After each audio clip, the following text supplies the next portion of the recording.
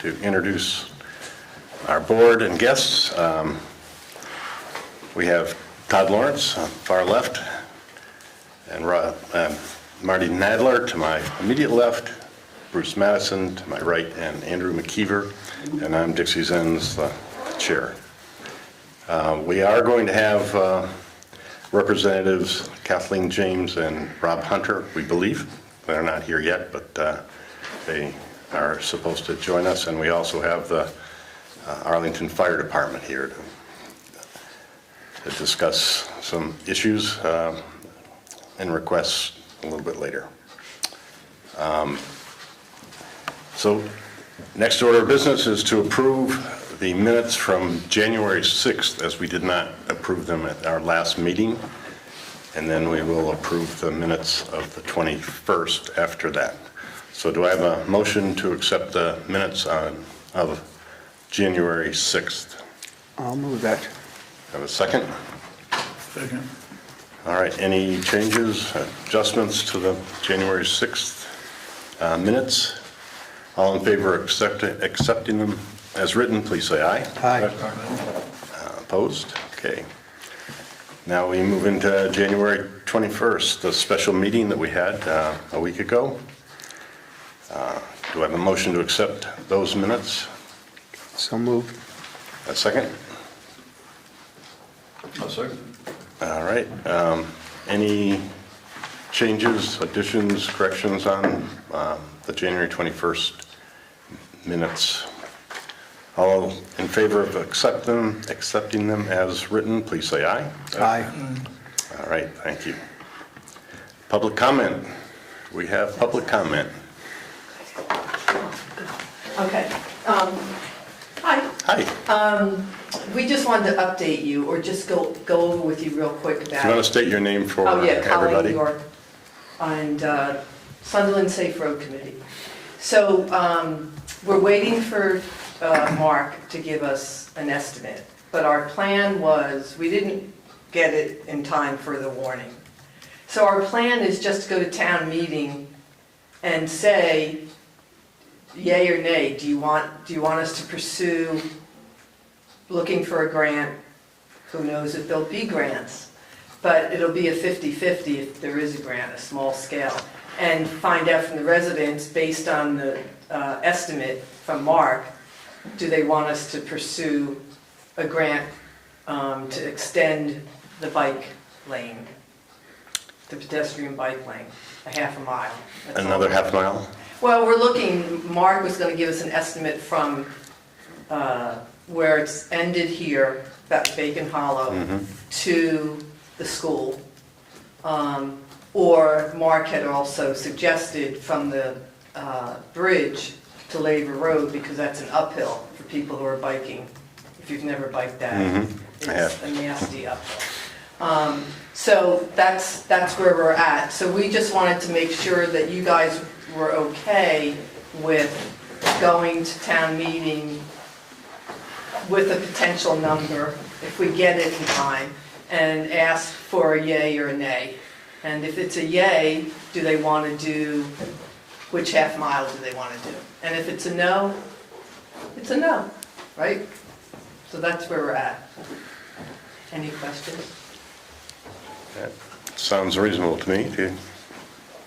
Could that be done on the Article 15, the last article, the non-binding discussions? I believe so, yes. Yeah. I think so. Yeah, so you could bring that up, and the last article is generally anything from the floor, that Okay. non-binding discussion. Okay, fine, thank you.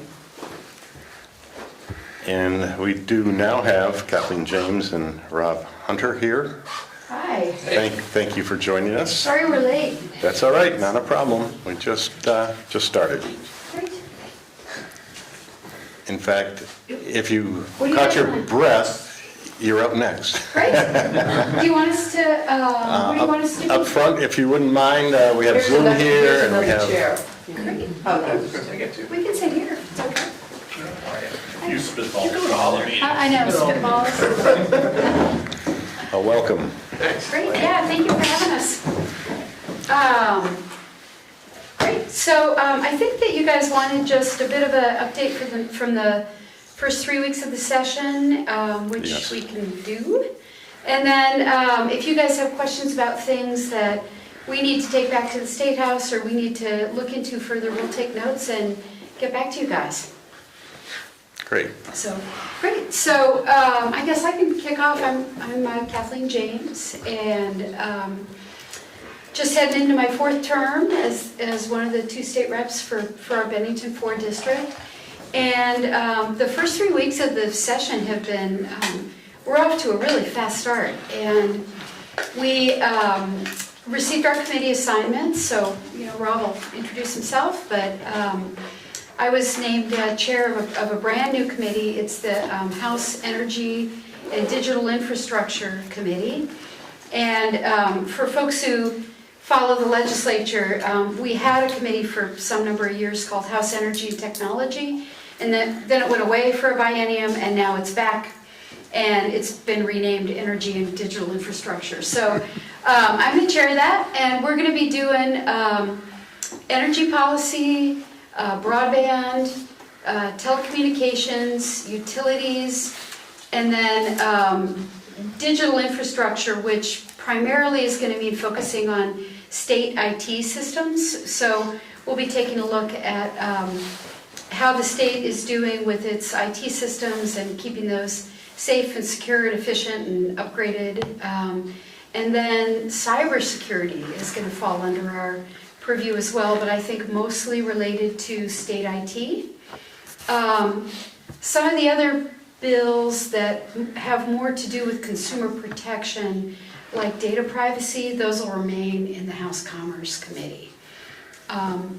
So that's my committee assignment. Maybe Rob could talk about his committee assignment, and then we could tag team on top issues. So Rob Hunter, this is my first go round in the House, and I'm on the Education Committee, which probably, as you know, that's where the bomb landed. And we'll have our hands full with the governor's proposal, which I want to say, for the most part, that probably everybody seemed pretty excited about it, in the House, both sides of the aisle. I think that people are looking forward to contributing to something that is going to move Vermont forward in a good way, and maybe even lower our taxes. That'd be a good thing. And make a system that is pretty convoluted right now much more efficient. And you've probably heard, you probably know as much as I do, because they're just giving us little snacks. We haven't gotten the whole thing. For instance, this week we will learn precisely what they're talking about when they say a foundation grant, a per pupil, spending, right? So when they say how many kids do you have, and the town says we have 300 kids, and they say, okay, it's going to be $20,000 per kid. Here's your money. So I am hopeful that in the long run this will really make things easier. But for your concern, for your school and other towns like Sunderland, there may be some serious fallout, and that will come from the governor's plan. And along with that, I would say probably married to that is that idea, or our how we enjoy local control. So while the governor is putting forth a pretty big plan, I would say the details, and when you start thinking about how things might shake out, it is a lot. There's, in fact, I even have concern that we could hammer out something important, simple, cost-saving, Vermont education saving in the next 3 months. I mean, yeah, it's a lot. So that's where I am. Is there someplace we can get a copy of that?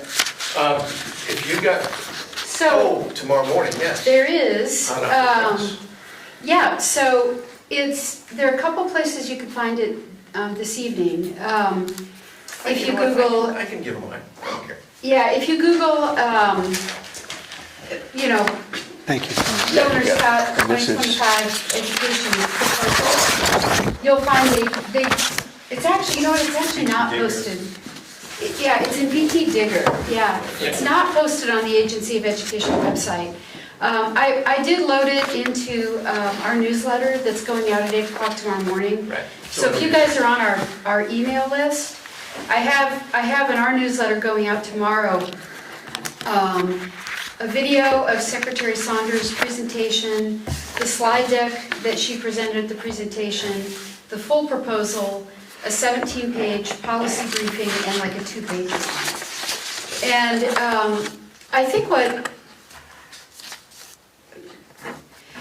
I would emphasize for folks, I think what people are, Rob said people were excited. I would characterize it probably a little bit differently. I think what feels different about this is Governor Scott coming out so strongly and so early in the legislative session with a very concrete proposal. That's different, and it's better. Because it gives us a very concrete starting place instead of the legislature, getting way down the pike with something, and then in April or May it gets vetoed, and then, governing by kind of partisan fighting and veto is not, it's not the way to get good work done. And so in some ways, as shocking as parts of this proposal are, and as unnerving as some of the parts of this proposal are, it's a very good sign that the governor's willing to put his cards on the table and say, okay, here's a starting point. And then, the legislature will take it up, and we'll start hearing from our communities. It's going to be really important that we stay in close touch. We had a meeting this morning with Taconic and Green. It's going to be really important that we stay in touch with all of our communities and start hearing from folks about what they think. Because in some ways, it's a values clash that we're going to have to find our way through. We have Vermont's long-held tradition, I would say like cherished tradition of local control. We develop the budgets here. We make the decisions here. We have, smaller community schools that folks move to because they're our school. And those are all pretty deeply held Vermont values. We have that fighting against, I think, a very real drumbeat of public pressure from Vermonters to do something about property taxes. And right now, those two things feel like they're in opposition. And so the challenge is going to be to try to find a way forward that takes what has, takes Vermont's almost historic education system, with 119 small school districts and still lots of very small, neighborhood or community schools, and tries to figure out how we can move forward to an education system that is really delivering bang for the buck, that is giving our kids a great experience, that's affordable for taxpayers, without losing the things that we all hold dear. And I really don't know what the answer is, but we have a starting point.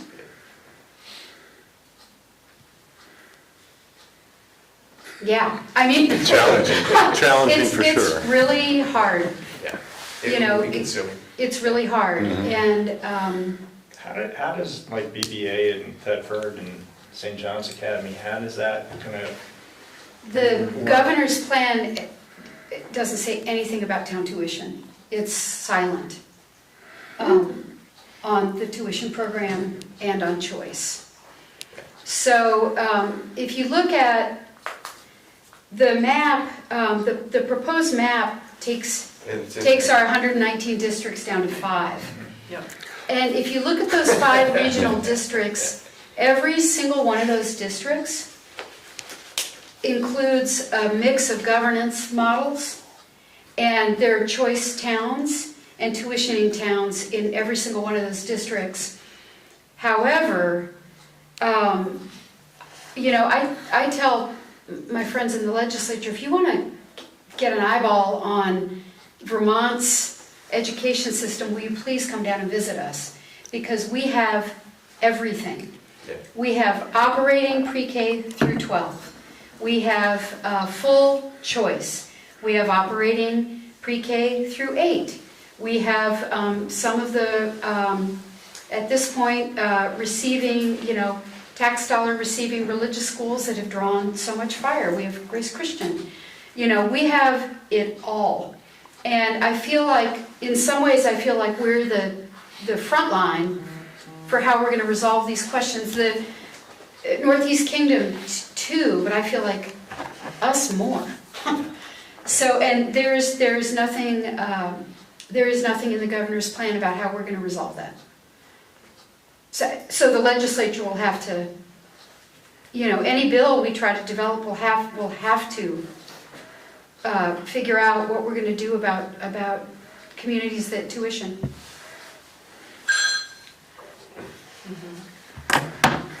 And we also have a district that is looking at, already on the road talking about what are we going to do about some of our smaller schools like Sunderland, and we have it all, for better, for worse. And so I would, it's going to be really interesting to see. I don't know at this point whether the bill's going to start on the House side or the Senate side. I'm guessing the House, but that's just because I'm guessing. Nobody's told me that. The action's going to be in the House Education and the House Ways and Means committees. But one thing that's been different and interesting is, one, the governor coming out with a big starting point. That's politically could be helpful for the reasons I mentioned earlier. Then across the legislature, you have a very cross-party, we're all in this together vibe of like, okay, this is the year, Vermonters are expecting us to get change done, and it's on all of us. So that's kind of nice. That's a good thing. But it's also because we don't have a bill yet. So that's when we're all going to start fighting with each other. And, it's going to break down probably more by region than by party. Yeah. This isn't real like a Democrat versus a Republican thing. I think this is more of a what kind of schools do I have? And, how can I make sure that they are being heard? And how can I make sure as a legislator that I'm trying to really focus on my local communities and also try to see what's best for, all of Vermont. We have that responsibility also. So it's going to, I don't think it's going to be very fun. Question, any of these models save small schools like is there a model that would keep the small Sunderlands? There's a sentence in there about small schools, either, what's it say, by necessity or by, It would, I can't remember. under There's this something in there. plan, we all know how it works now, right? Like the school board can take a majority vote to close the school, and I can't remember what the role of the voters is specifically in that. There is some role for voters sometimes, but here, I think as we're currently looking at the future of Sunderland and Courier, if the Taconic and Green board takes a majority vote to close, I think that's it. This would move that authority to the Agency of Education to close schools if they are not financially viable or meeting educational goals. So it would shift that control to the state. I guess for Sunderland, I think I'm probably the only current parent of a student in Sunderland. I've been battling with the local school board since August. Now I have to go battle with the governor. But I think the troubling thing is, I know we have to control spending and everything, but it's I'm concerned for the students in the towns. Again, what I echoed back in August, where a lot of these decisions are made by people that live in the 89 corridor. I grew up in Chittenden County down to Montpelier, and they have no idea of Southern Vermont in the landscape and the towns and the students, and my concern is in the desire to cut taxes, we're undercutting any kind of recovery for the state and for its small communities. You're voting for an axe when the forest is shrinking, you know? If we have an aging population, how do we recruit and bring in young families to these smaller towns if we keep decimating our local landscape, our local education? So that's my main concern is if Vermont, it wants to recover and become a desirable place to live, it can't just be for the main population centers around the state. It should be for everybody. And, my main concern with the school board was we discuss all this stuff and nobody has an answer of what happens to the children. We'll come up with a solution one after the vote, but that's kind of unacceptable. So that'd be my request is the taxpayers obviously are very important, but the kids are going to be the ones that pay the price for whatever decision we do. And the country kids, the small school kids are going to be the ones that pay the price with whatever decisions we end up with. I mean, just to speak a little bit from the heart, one thing I really welcome is thoughtful conversation around this and a lot of feedback from you guys coming to us, and coming to the legislature, because, I'm coming off a year, and it's fine. You guys hold elected office, you know what it's like, you get beat up on.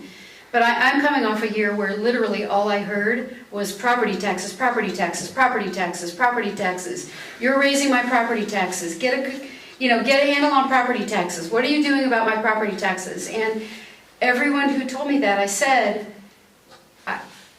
the answers are happy to work on this, and the answers are not going to be maybe so great. Yeah. And so it is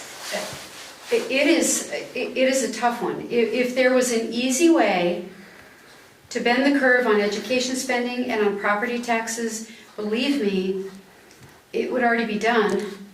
And so, I can't crystal ball this.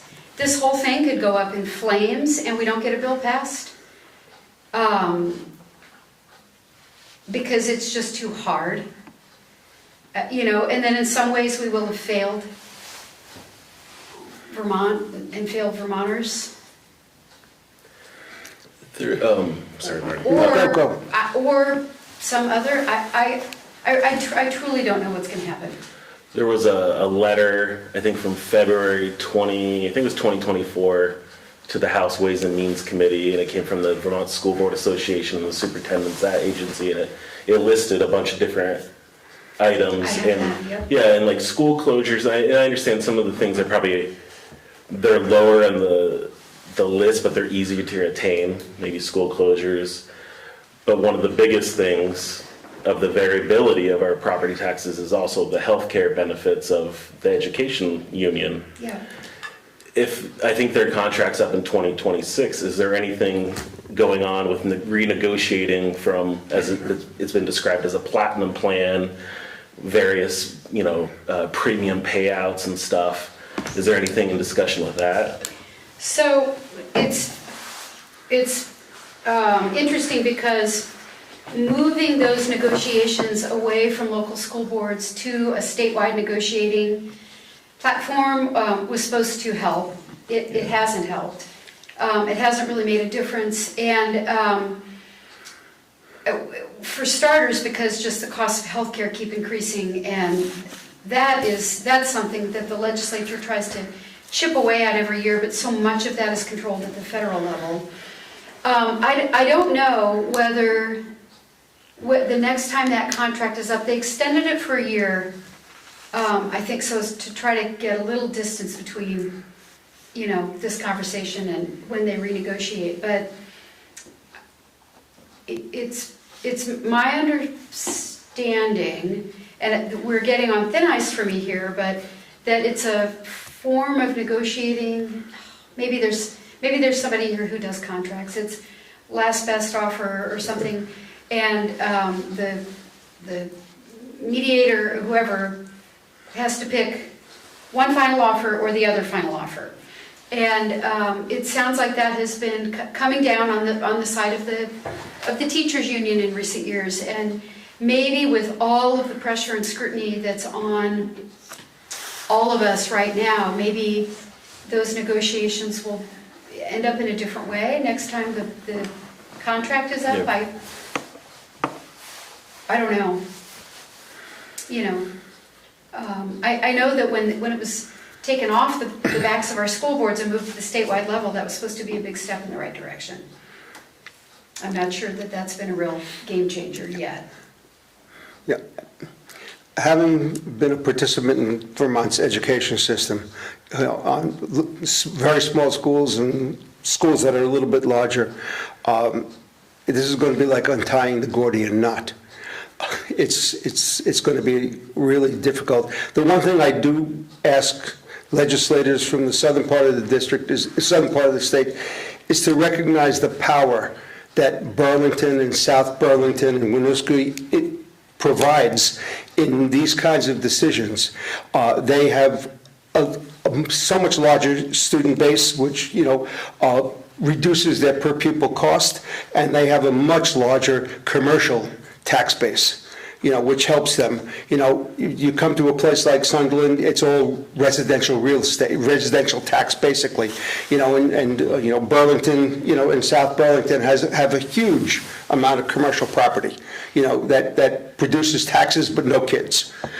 So I think, in your deliberations, recognize that we are the furthest away from the power. And we are the furthest away from an easy solution because we're driven by residential tax and not commercial tax. And it's really hurtful when you compare it to Burlington and South Burlington and Winooski, and the tax base that they have and the efficiency they have by dividing by 2,000 students in high school. One thing I will point out, though, is that in Vermont, local property taxes don't pay for local schools. I know. So we have a statewide property tax base that generates all the revenues, and all of our property taxes fuel that, and so it's all one big pot. So it's not like Burlington's, it's not like Global Foundries is paying for Burlington schools. We're all paying for all of our kids, and still the system is super dysfunctional because we have that statewide mechanism, that statewide raising and spending of money layered on top of a foundation of local control where local school boards write the budgets. But first, they write the budgets after gigantic blocks that they can't control are tucked into their budget. So big things land that they can't control. And then they tinker around the edges with all the rest. I think Taconic Green does a really great job with its budget writing. I think we have one of the best school districts in the state. I really do. But the budgets are developed locally, they're approved locally, and then the job of the legislature after the fact becomes to set tax rates high enough to raise all that money that we all voted for. So that system, I think we need to see the end of that system. And there will be some loss of local control in that. I am personally intrigued by this idea of moving to a foundation system. We're going to find out, I think, this week what the data shows would be an adequate amount per pupil for all of us to get. And if it's high enough to really fund good quality schools, if it's 20K, or I'm making these numbers up, but if it's 20K or 22K, and then local voters have a limited ability to spend a little bit more locally, that part could be okay. It could be easier for voters to understand. It could erase some inequity across the state. I'm cautiously interested in that part of the proposed change. The big question marks for me are governance. Can we really go down to 5 districts? This is the time when I wish that Vermont had a county governance structure. That we had county government. And maybe, do we start by moving to 14? I don't know. I'm literally just tossing things out. But I'm nervous about moving from 119 to 5. I don't know what happens to our sending towns and to our choice communities. I don't know how that's all going to play out. Do you have any idea what the biggest driver of the increases are that are so much more than inflation for school budgets? Healthcare. Healthcare? Yep. In terms of rising costs in our schools, one of the biggest drivers is the cost of healthcare for our teachers and staff. And I always preface that by saying, like, our hardworking, heroic teachers and staff. So healthcare costs are going up. I don't know about around here, but statewide drivers' salaries are going up because we're having a hard time recruiting teachers. Mental health care costs are going up, the costs of supporting, giving our kids the support they need. And school, I guess the cost of our aging buildings is another big driver. We've got one of those. Huh? Yeah. So, school renovations, school facilities, that's another big cost, but healthcare is a biggie. Can I just real quick, because I know I could talk too long on this stuff, but just with the teacher population, I think it probably mirrors a lot of like the local population in terms of it's advancing. It's a more advanced group, and I was union in some of my other jobs, and I know it's probably after the pandemic, there's a lot of pent-up demand. Teachers are getting close to retirement.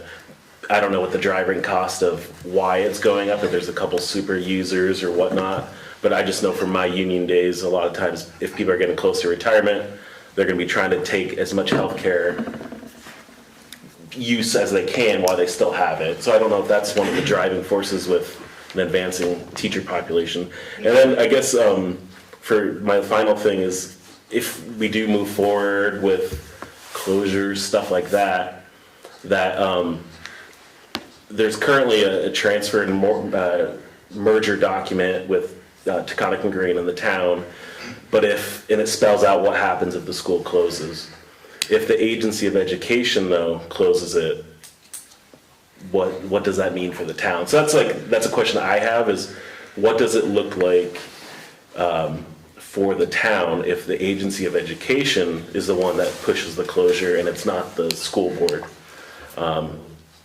What is Sunderland left with, building-wise, responsibility-wise, expense-wise? And if it ever does come down to it in the state, my request would be that the small towns don't just get burdened with an empty shell of a building, and there's some kind of financial benefit or reinvestment. Secretary Saunders had something in her presentation about providing communities with guidance and support on, now I'm putting words in her mouth, but it caught my ear, providing communities with guidance and support, and we're way off in Yeah. hypotheticals now, but for, turning school buildings into vibrant community hubs with other agencies homed there, and, maybe it becomes the seniors, Sorry. thank you.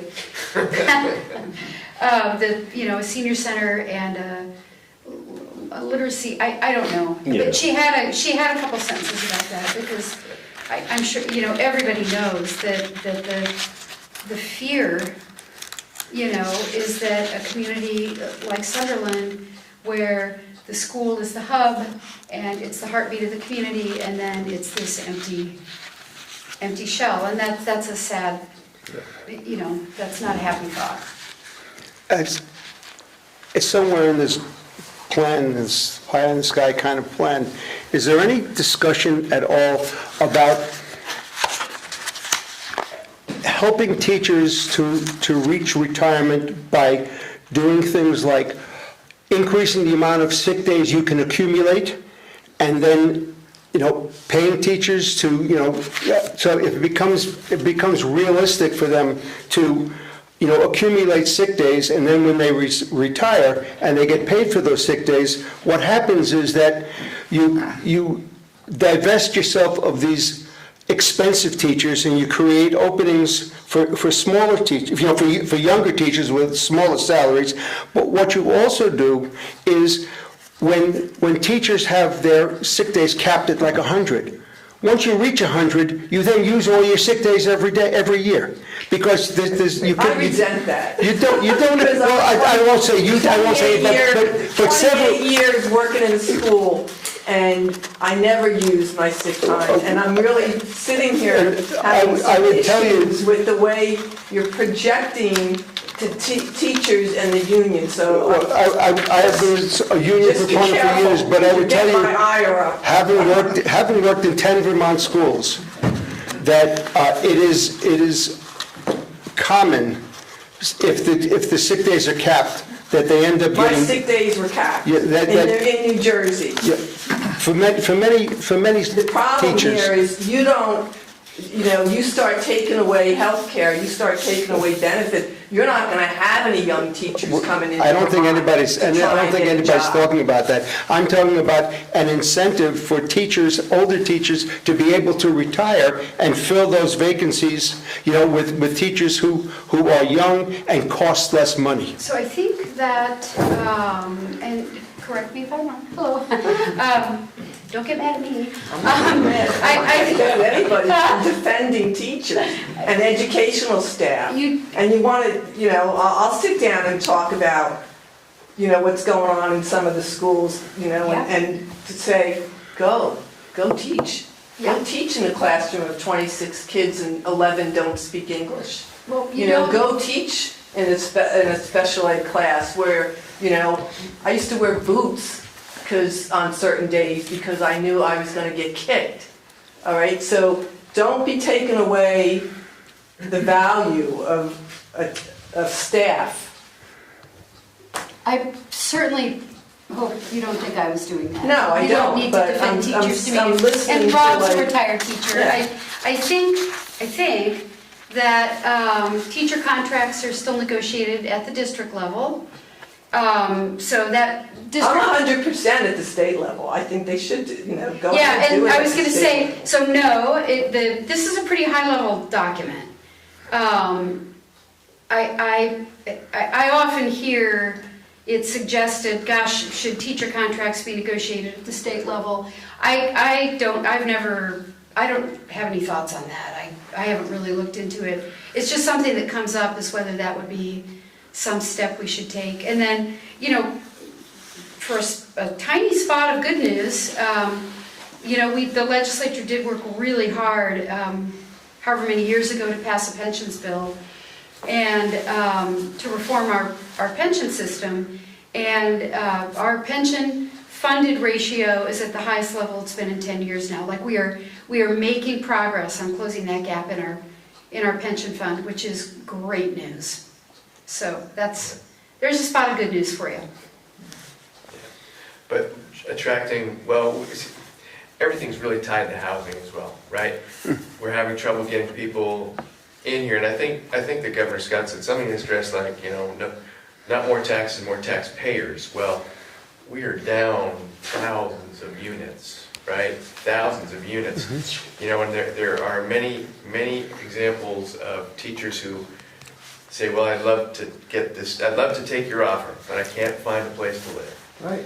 And that's That's killer. baked in this whole thing.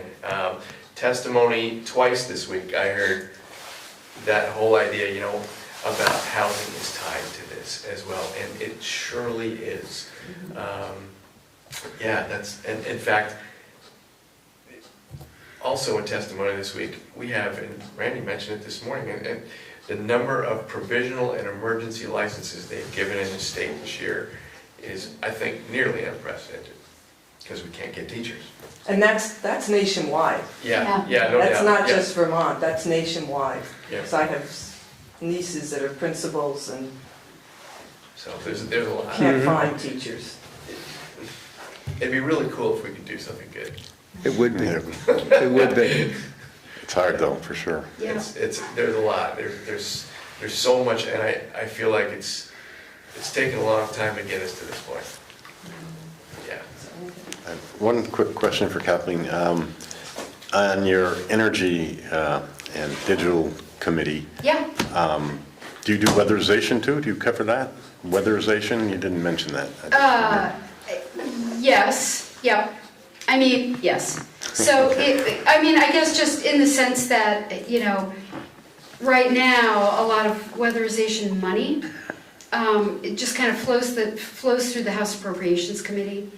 If there were to be any change to, I don't know, like, if we wanted Efficiency Vermont to expand more into weatherization and we needed to change its mission or its charter and state law, that would be my committee. But weatherization right now is mostly just a matter of we have programs and we have successful programs and they're gaining momentum and we need to keep funding them and we need to make sure that they have a kind of a sustainable and predictable stream of funding so that they can continue to hire and train workers who will know that they have a job doing weatherization. So, but yeah. Great. I have one question on the schools. If, say, the town decides to do a reservation to a school, say it was 50 million, and it's in the northern Vermont, so the taxpayers of a small town would be helping pay for that? Yeah, the way our statewide education fund works is that so we all vote our budgets locally and then they all get added up. And then the legislature, basically we are required, we are mandated to set property tax rates and any other tax rates at a level that will raise the total of that money. And so it is a statewide system. So your property taxes, my property taxes, Burlington's property taxes, Northeast Kingdom's property taxes, sales and use tax, lottery revenues, they all flow into the big education fund pot. So we all pay for that, and then we all pull out of that pot whatever amount of money our voters approved. So if we pass our school budget and float a bond or, take on some cost, everybody across the state pays for us too. It's a truly statewide system with this funky twist that everybody votes locally on what they want to spend, and then we add it all up, and then we set the rates necessary to raise that amount of money. 2-point-something billion is the total of the ed fund. So a kid in a town, small town, versus a kid in a big city with a huge school, which offers a lot more, that kid is not going to get as much out of it as the one in a big school, a small town. So it's not really equal, so. Yeah, I mean, The funding system tries to be fair. So it's a super complicated funding system, but in essence, your local tax rate is based on your amount of per pupil spending. So all around the state,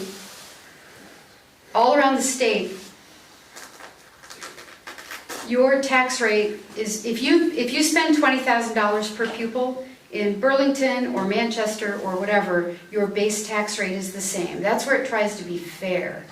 Where the inequity arises, or where the unfairness arises, is that, yeah, some schools are much bigger, they have economies of scale, they, for that same tax rate, they're able to offer, more AP classes, maybe it's easier for them to attract teachers. I mean, I think we all know driving around the state that not every school is the same amount of greatness.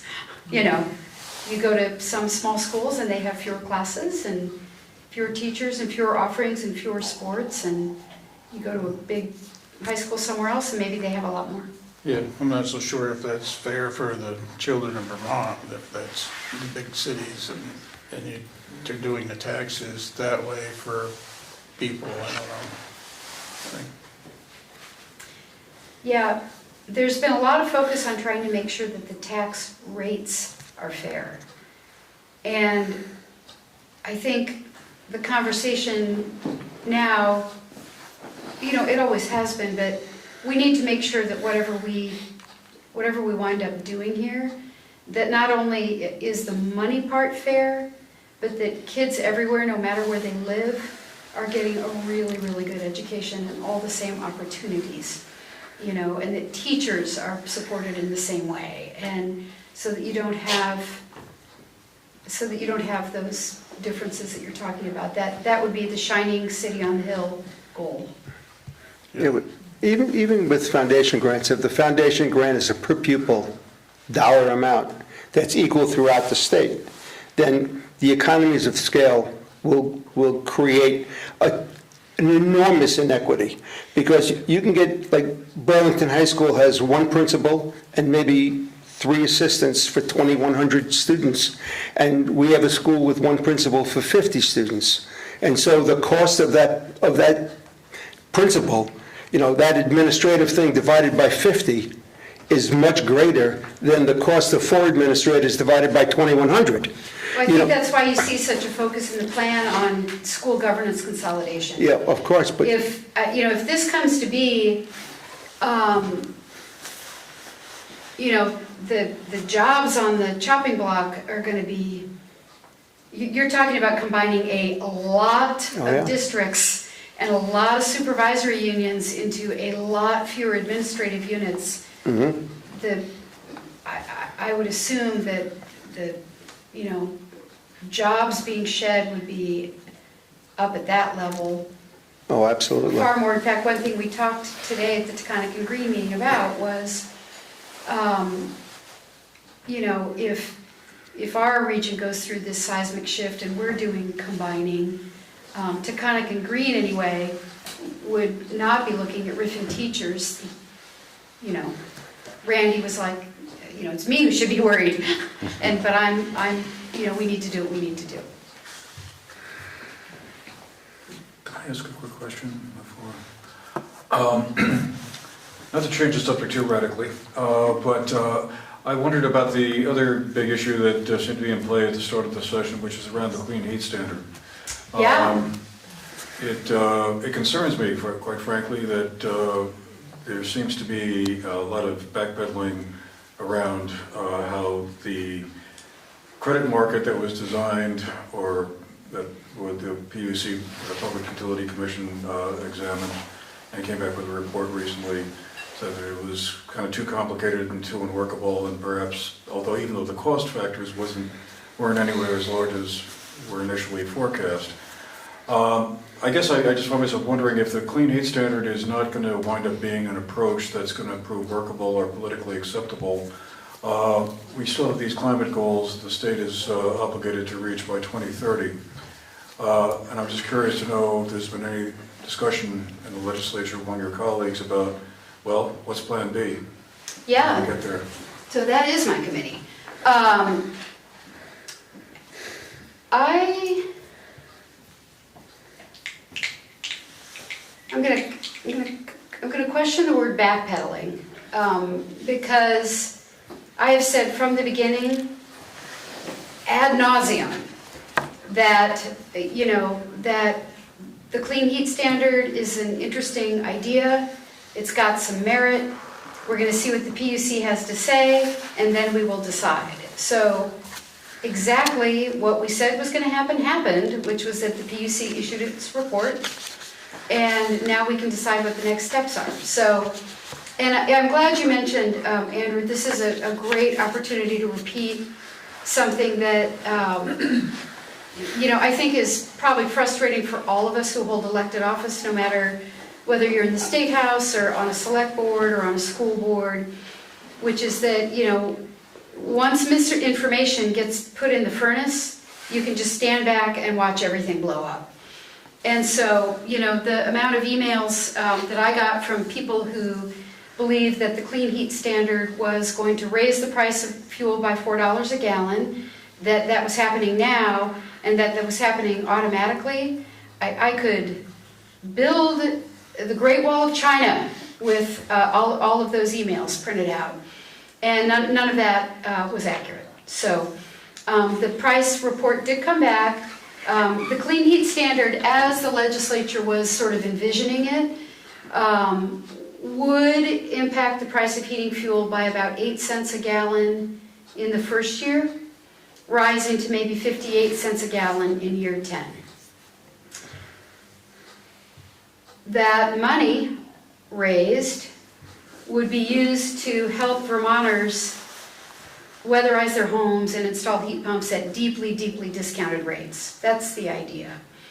But, as you said, the PUC recommended that we not move forward with it because they think it's overly complicated for Vermont. Fair enough. But what's most important is that they said the way we imagined designing it, we would have a really hard time getting the really deep discounts to the people who need it the most. So the lowest income Vermonters, older Vermonters, rural Vermonters, the folks who most need financial help to weatherize their homes or put in a heat pump, hot water heater, or whatever, those would be the hardest folks to reach with those discounts. So what happens now? There are a lot of conversations about what happens now. Obviously, the clean heat standard can't move forward unless the legislature takes what the PUC wrote, drafts a bill, takes a bunch of testimony, the bill passes the House, passes the Senate, and gets signed by the governor. Obviously, that's not happening. So what I'm trying to focus on is, okay, what was it that we were trying to accomplish? We were trying to find a way to help more Vermonters weatherize their homes, install heat pumps, install heat pump water heaters. Why? Because once you can afford the upfront cost of that stuff, you start saving a lot of money on the back end, but the upfront cost is what's hard. So I've been having a lot of conversations with the Senate.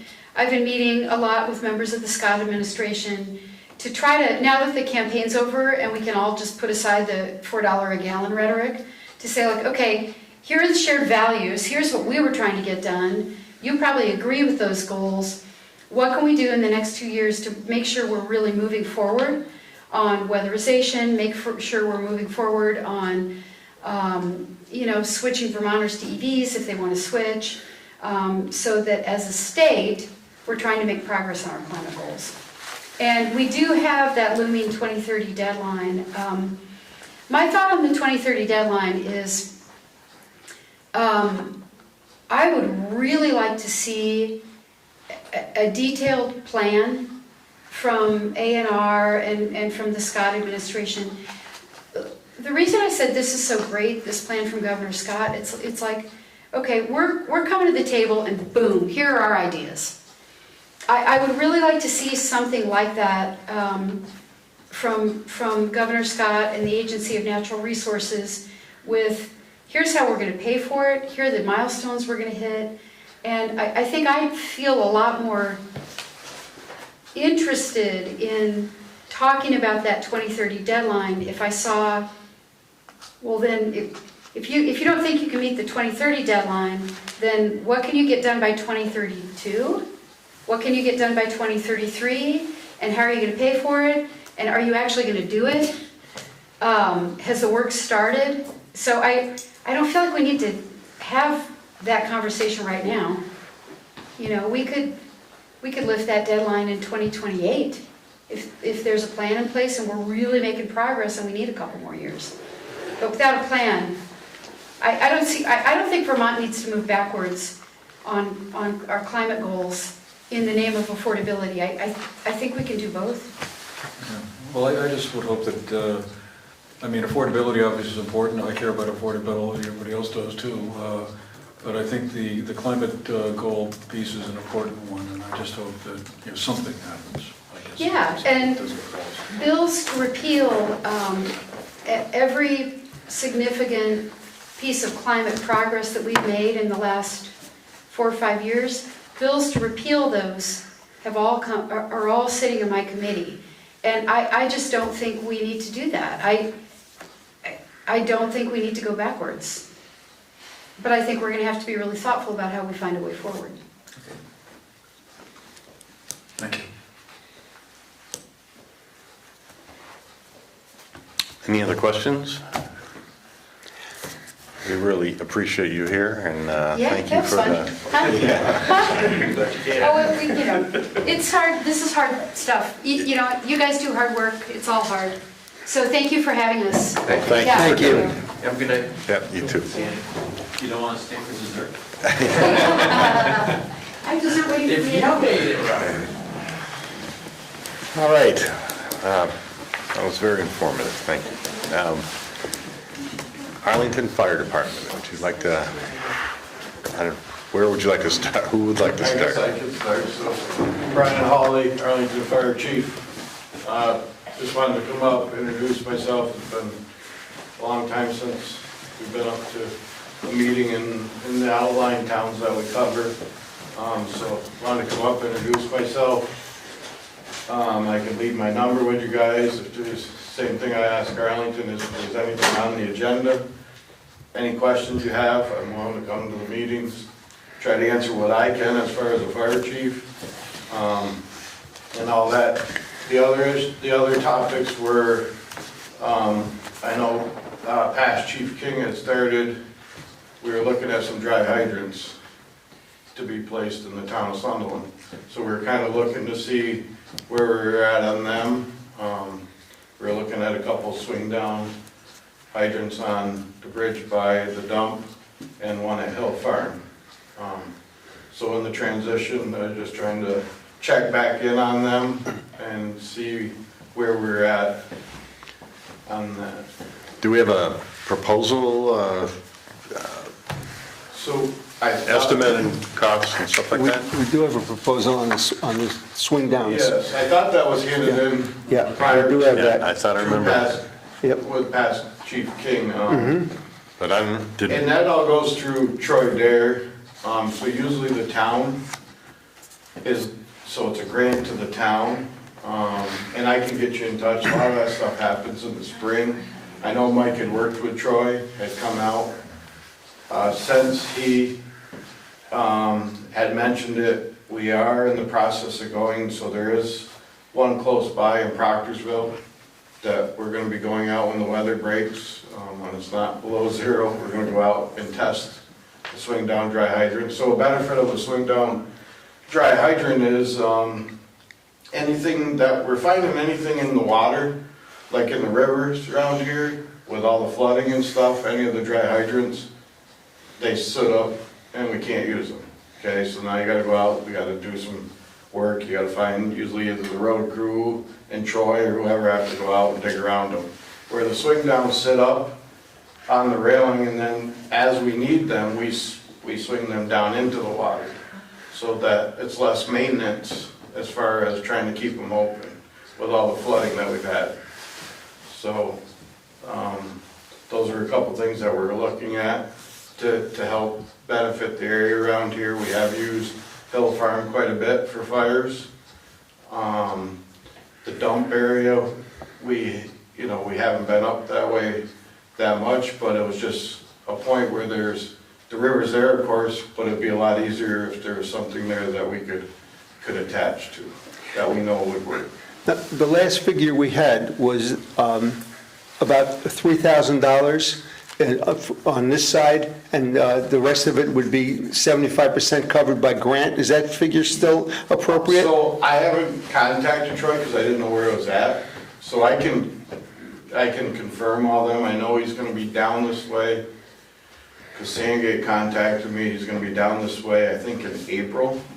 So maybe we could set something up to try to do it as a combined thing. If he's in Sandgate, then we can swing from one town right to another. But, so there is, the vast majority of it does go through the grant, you know.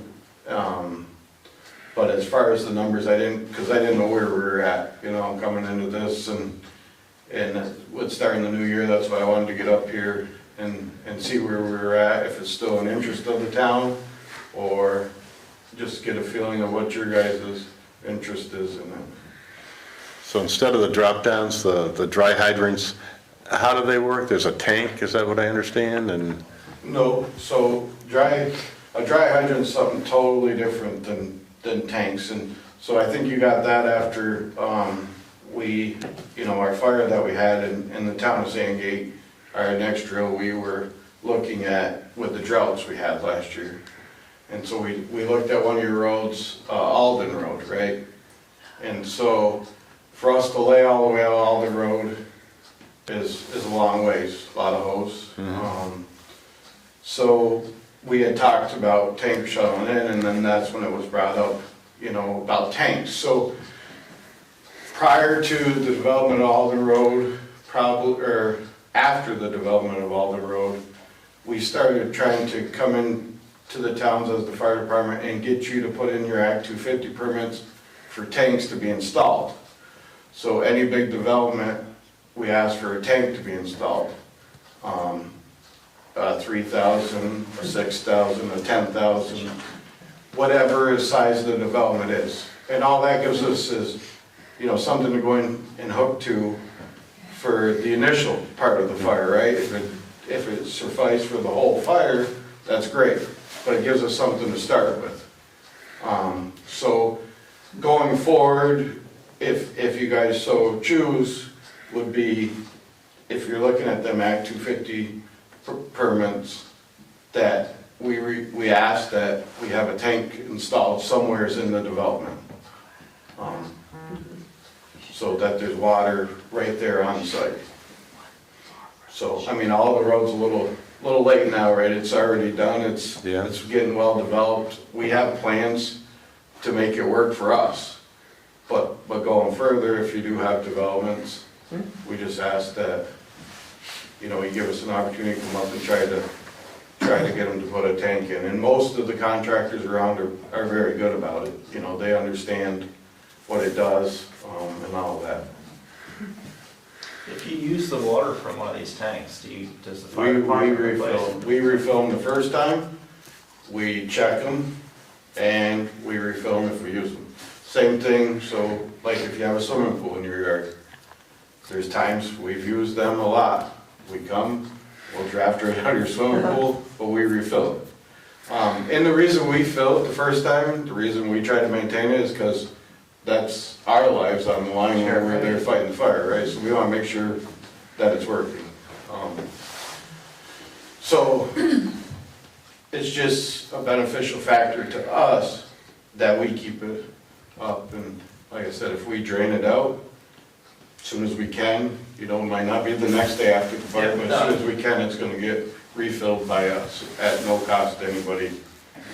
That's part of our thing. Same thing if we use your pool, we're coming back to refill your pool. There's no cost to anybody, we're coming back to refill it. But if it could save your house or your neighbor's house, then that's a good thing. So are there places within the town that you might want to put these tanks? I know you said that's a development, but are there community places where these tanks could potentially be placed? We've never looked at that, because, it's hard to say that, hey, I'm gonna, you know, would you be willing to put a tank in your front yard? Granted, it's buried and everything, but you're gonna have this pipe sticking up. Whereas developments, they usually try to put them either at a cul-de-sac, or we have one in Arlington that's at the beginning. So as soon as you turn off the town road, the tank's there. The houses are set back, but that gives us a spot where we can lay hose in, and that tank's there. So, that's why we kind of, and the reason we use developments is because you have a lot of houses here close by that can utilize off of that, and it actually helps them on there. But as far as the town in general, I mean, we train all over the place, and we know where we can get water and all that, so. I guess what I'm asking is, are there locations in town that would be beneficial to have potentially, because there isn't a water source within No, I a don't. designated? I don't think so off the top of my head. So I've been active, not counting my junior years in the fire service, for 25 years. So I've been going to fire call since I was 2. Yep. And I don't think there's any place in my mind that would stick out that, hey, this would be a real good place for a tank. You know, it's just, we try to do it for just the developments. I do know that, I mean, when you guys did out behind Green Mountain Power, we asked for that pond and a dry hydrant, so they had to fill it, and it was a while after they had occupancy there before the tank got filled, and we kept trying to ask, hey, they're not fulfilling the Act 250 permit, and it took a while, but it is full, and we do train out there and everything. So we try to keep up on it too. You know, we don't put the whole burden on the town, we keep up on it ourselves. Do you know of like private ponds in town that you can actually get water? Do you have like maps of ponds? No, not really. So I do know that there is one at Hayden's that has a dry hydrant, that the fitting is wrong. I was just informed of that, and I guess that one has put it in, but other than that, we kind of, not all of us know right off the top of our head, but somebody will know that, hey, there's a pond here, a pond there, or, you know, we can get water here. Or another thing that we've started now with, the same as anything, is with low memberships, number of firefighters, we have a wicked mutual aid agreement now, so we actually have what's called a tanker assignment into a thing, which we've never had in the whole time I've been in the fire service. So we just call our dispatch and say, we need a tanker assignment, and we got, you know, 20 to 30,000 gallons of water coming to us. So that's always in the back of our mind if we can't find something. But usually somebody will know, hey, I've seen a pond here, or at a meeting or a drill, we'll sit down and look at a map and pick an area, and then we just look for water right around that area, keep it in our minds. And as far as the swing down, would you have to actually get the bridge division of the state to approve it? Yes, and so I'm pretty sure that Chief King had talked to them, and I have all that contact too. I worked for the state for 16 years, so they, you know, usually will sign off on them. Like I said, I haven't really seen one up close. I've watched a lot of videos on them and stuff. We're hoping to get out, because we finally found where there was one close to us. So we've been in contact with them and hope to get up to Proctorsville here soon. And they're willing to take a truck out for us and let us see how it is. But so with the grant too, usually with Troy, nothing really happens till spring or summer with him. The winter time months are kind of, because it's so hard to work in the water this time of year for him when he's trying to put in dry hydrants or any of that. So we have time to look at them and everything. I just didn't know where we were at, if it was still an idea here or not. You know, I had heard that you guys had talked about maybe possibly doing it through ARPA money. I know ARPA was over with now, so that's why I wanted to get in here and see, is it still worth contacting Troy and figuring all this out, or, you know, is it a stalemate now and we're done. So, Do you have any problems with the fire trucks getting to the bridge? the covered bridge? Yeah. No, every truck but our rescue truck, which doesn't carry any water, is always spec'd to fit through the covered bridge. It's the only way we buy a truck.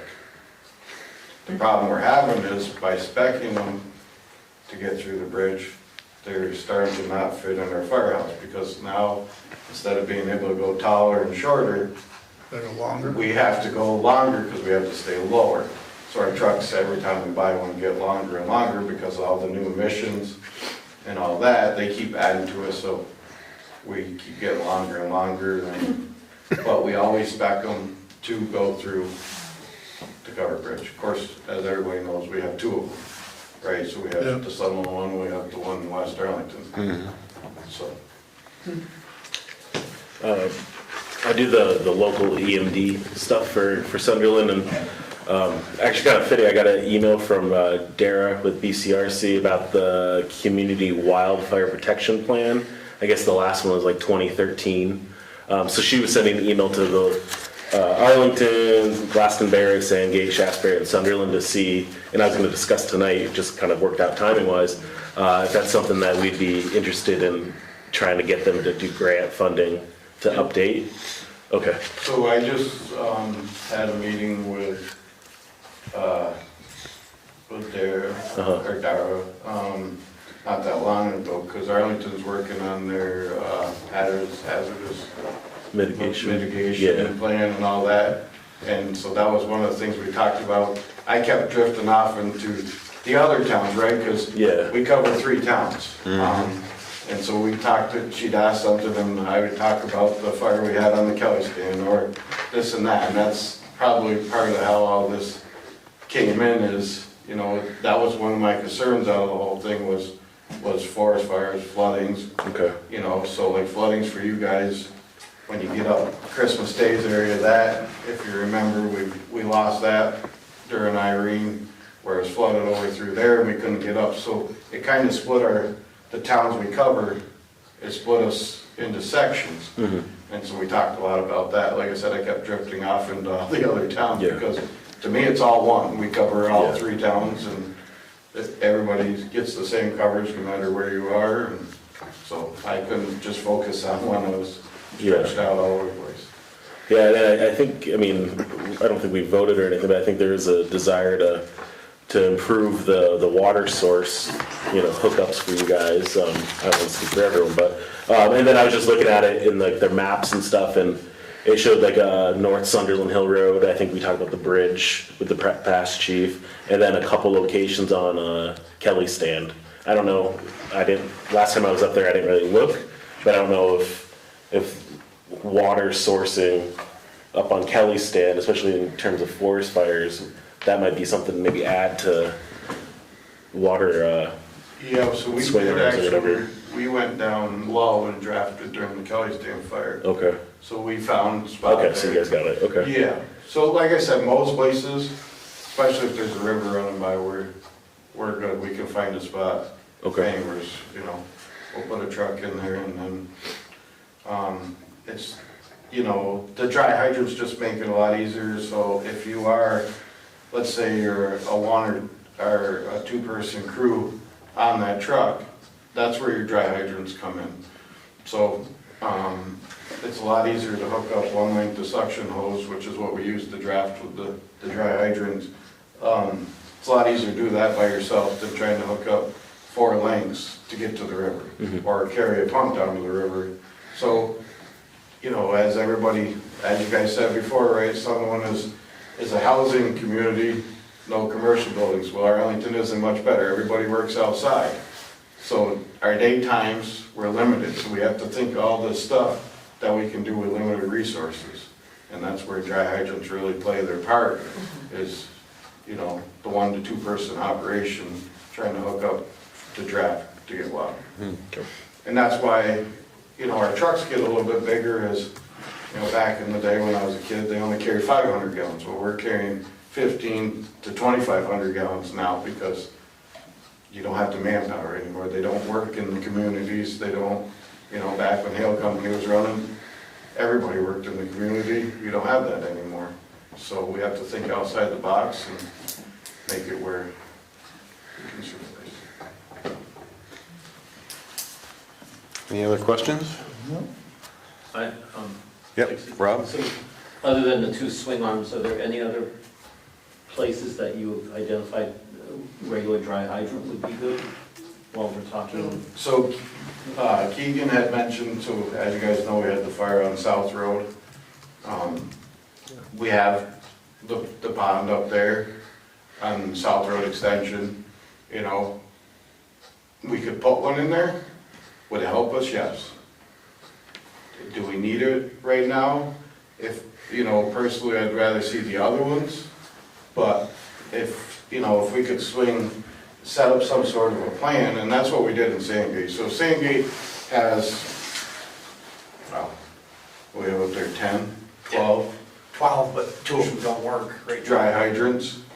So, and that's what we did, is we set up a plan, and they just kept, okay, this year we're gonna put in 1, or we're gonna put in 2. And they just kept moving on. Their road crew did a lot of the work to help install them, so it was at a little bit less of a cost. And they just kept installing them.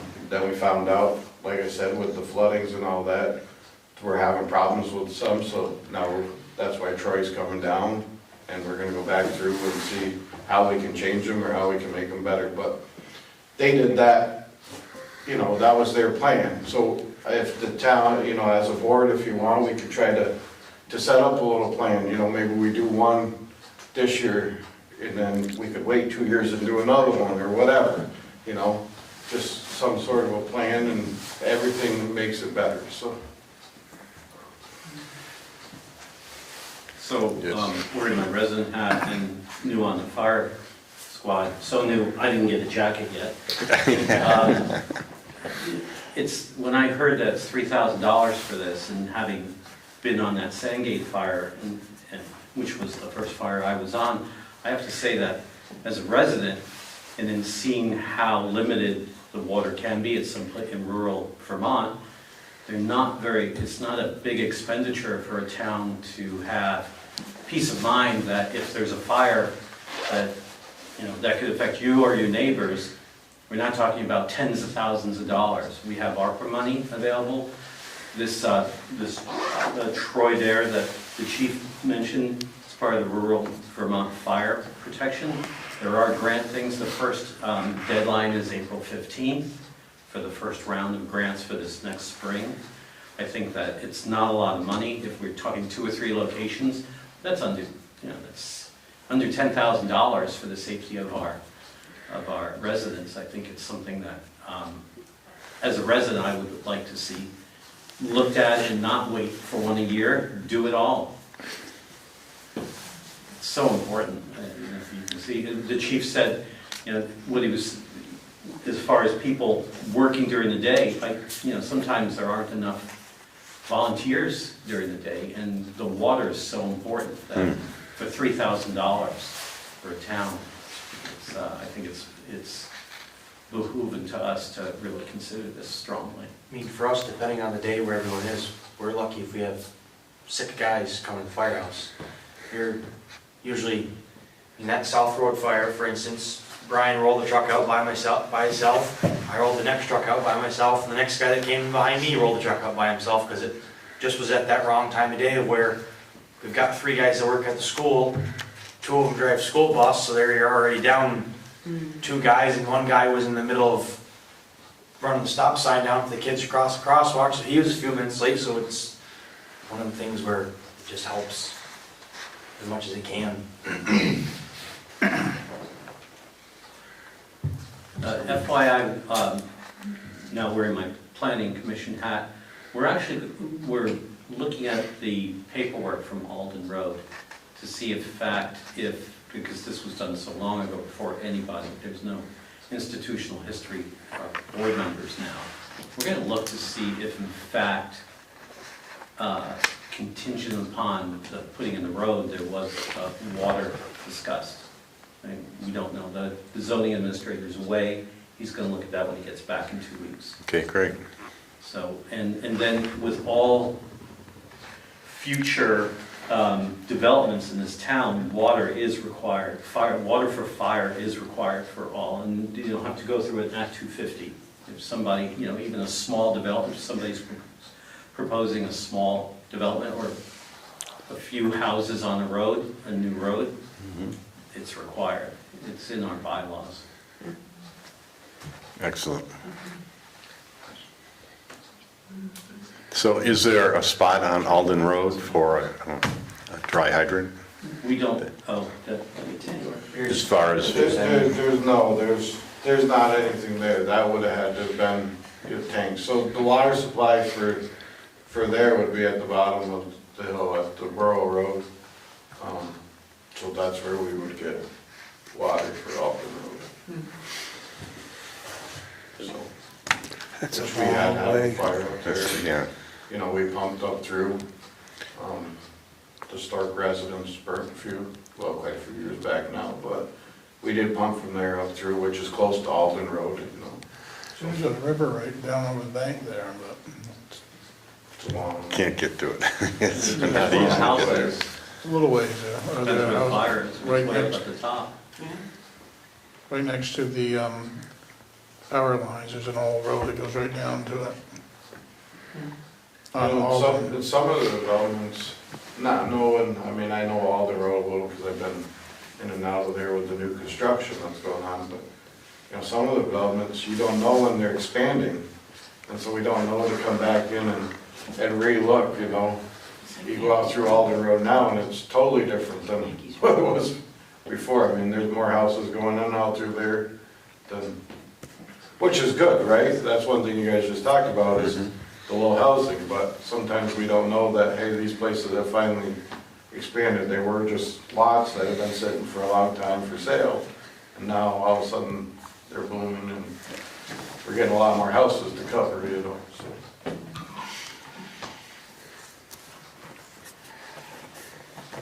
All right, well, I think we will have to make a decision on using some of the special projects funds Yep. for sponsoring that. And if funds are available, how soon can these be installed? I'd have to get a hold of Troy, like I said, a lot of his stuff, so he would put in for the grant, so Troy does all that kind of stuff.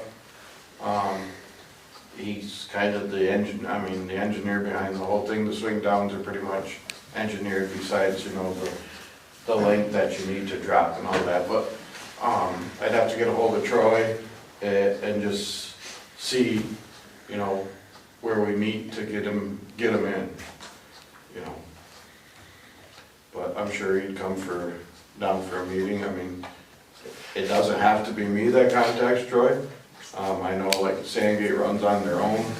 Linda has taken care of that, and she's got an appointment set up with Troy for, I think she told me April something, I forget, it was a Tuesday. It's in my calendar in my truck, but she called the other day and said, hey, I've already set up an appointment, because they have something that need to be fixed, so. But that's, like I said, that's totally up to you guys, and whenever you decide, I can certainly get a hold of him, and if there's a contact person for the board, then I can arrange that, and we can go from there. Thank you. Okay, Great. thank you very much. We will let you know Thank for you. sure. Thank you. And I'm gonna walk down my road and try and figure out where there's water. Thank you for letting me come in, and then I'll get my number out to everybody. Yeah, So if that'd be- there is that'd be great.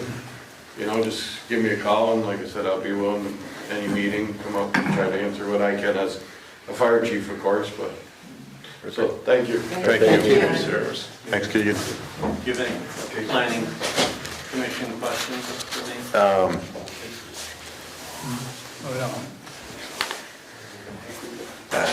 No, I don't think so. Yeah, okay. Thanks, Rob. Thanks, yeah. appreciate it. All right, our next scratched agenda item is the candidate for our secretary who has already quit. So we do not have to interview her today. Wait, she was, Quick started. Yeah, she Withdrew her application. withdrew her application. Oh, We'll withdrew. put it that way. We hadn't hired her, but we were anxiously looking forward to meeting her, but she, so there's still an opening there, so anybody out there that would love to be our secretary, we would love to have a person that likes to take our notes for our minutes. That'd be great. Bruce, road liaison. Well, been pretty interesting lately, by the least. We've had no trucks running at one time, and now we have the 2 trucks going. The one truck had a little problem on the Kelly stand, and we have an estimate from a insurance adjuster for $35,000 something to get it fixed. And it's actually been towed to ATG, it's a body shop over off 91. And they're actually going to fix it, so it'll probably be April before the truck's back. And the other 2 trucks are working. We have the person that helped fix the bridge going to help Mark and the crew if they need to in any storm. And we went and looked at some vehicles, trucks, but they weren't very good shape, so we didn't pretty much not looking any further than that. So hopefully we can get through the winter and there's no more issues on the trucks. And you suggested that if we fix this one, this was the one we were going to turn in for the new truck that we're getting. Yep, it's the one that cycles, time to trade. And instead of trading it, you had suggested auction, I think. Yeah, I talked to, auction, I think we'll get more money for the town than ever trading it in. You can put a minimum reserve as far as, whatever, if you want to make sure you at least get 25, 30, whatever you want. Yeah. You can have that as a reserve on the bid, so if it does, if no one meets it, then you don't have to sell it to the low bidder. Okay, great. Bruce, what was the estimate price? Sorry, I'll just throw that in the notes. 35 here. It's just, it's already higher because the towing and the labor rate was $65 more where it went, so there's already going to be a supplement. So this is pretty much just the start of one. Okay. That's the insurance adjuster that came down. The body shop will actually write their own. Okay. So did that estimate include the body portion as well? I actually talked to him this morning, the manager of the body shop, and if the Viking can't make one, they actually can fabricate one. So they must have some pretty good equipment. So this is the stainless body that? Yeah. Yeah, apparently there was some damage to the back corner. The back corner, front, it's got a buckle where it kind of had like 4 tons of sand in it. Is that like 8 gauge stainless or something? Really like 1/8 of an inch? No, they actually have to cut it out where it's welded and then put the piece in, then they weld. Probably it's in the corners, probably 3/16 or 7 gauge, whatever. Yeah. Yeah, so it'll actually go back to the seam where it was welded, and that's the look the same prior to the accident. They can't, can't just, it has to be back to its prior state. Well, they've done a good job, even down a truck. Fortunately, the last snowstorm wasn't huge. But Have the grader they could also use too. great. Anything else? All right, Todd, Yeah, for emergency management, after all the flooding that we had, the state of Vermont's kind of decided they need more people on the state level to coordinate with the local communities. So each town has its own local EMD, like myself, and so there's 200 and something of us through the state. And then before the floods, I think there were maybe I think there were 4 regional coordinators through the state. So all of our like southern Vermont EMDs would go to one individual, and then so on throughout the state. And they realized that's not sustainable for any kind of large scale emergencies. So they've hired a couple more. And so I think Rutland and Bennington County, Rutland South through Bennington County, will have our own Vermont Emergency Management Regional Coordinator now.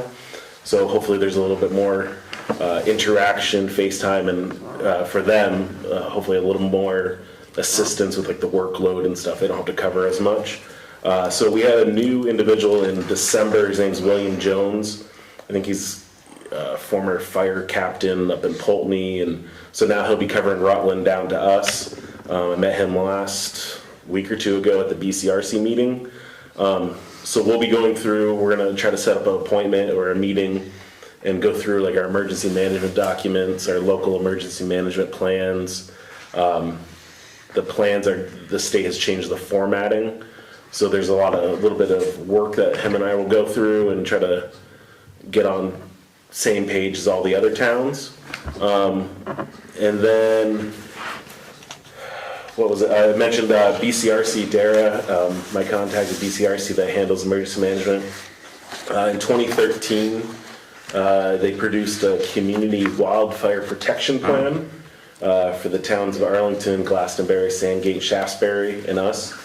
And it goes through all the land use that we have, all the water locations, the ponds, the dry hydrants, what kind of trees that are in the area, what kind of grass fields, all that stuff. And she was inquiring if the towns are interested in updating it. The state reached out to her because it's been 10 years plus. It's not required by any kind of law or regulations like the local emergency management plan is. There's grants available, and that's why the state reached out. So I wanted to ask the board what your thoughts are on it.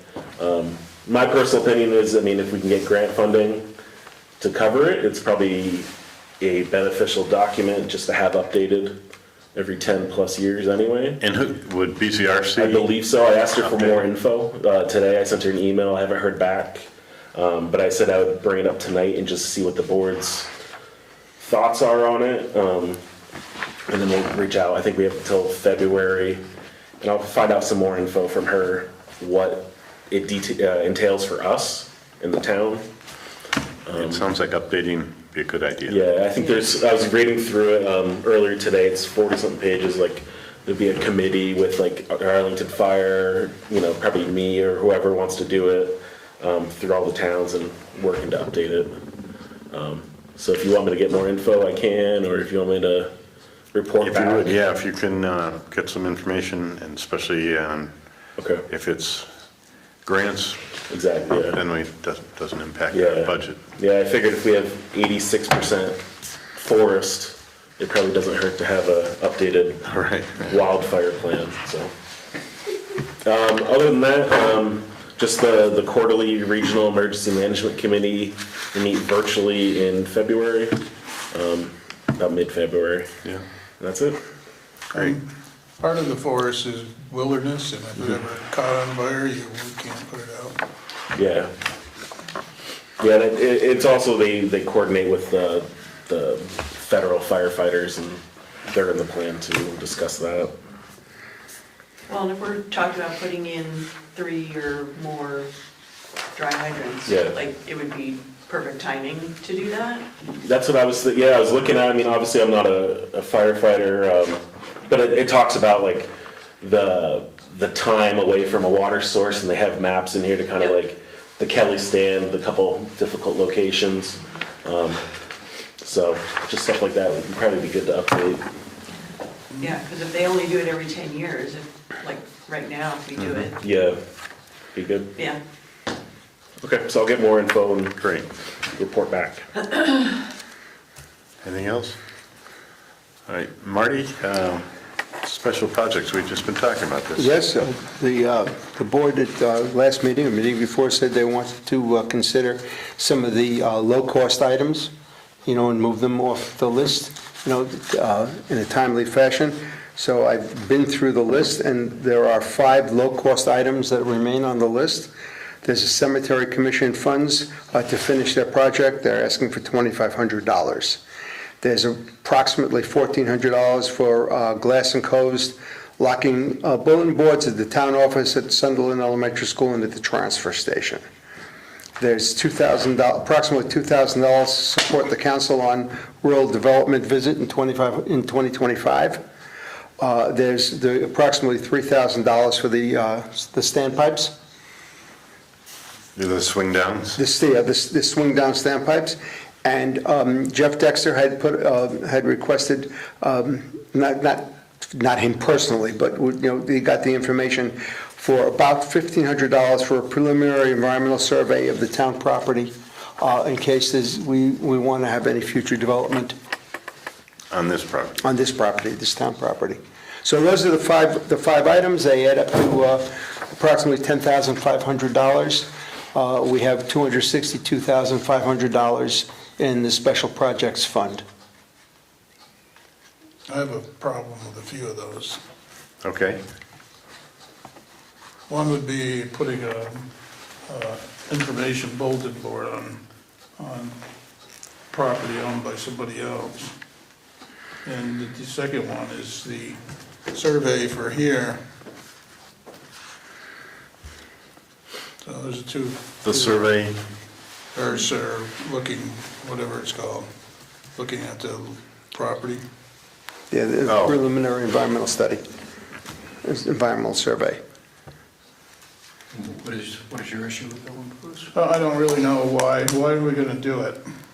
What's the plan for having it?